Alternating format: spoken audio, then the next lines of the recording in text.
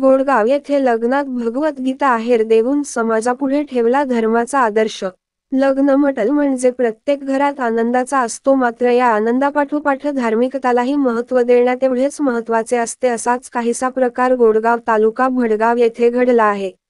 येथील भाजपचे उपाध्यक्ष व पत्रकार रतिलाल पाटील यांच्या मुलगा चिरंजीव ऋषिकेश व पल्लवी यांचा विवाह शिरुडे नगर बस स्टॉपवर डिसेंबर 20 रोजी विवाह निमित्ताने लग्नात चक्क आहेर म्हणून भगवद्गीतेचा ग्रंथ देण्यात आला आहे.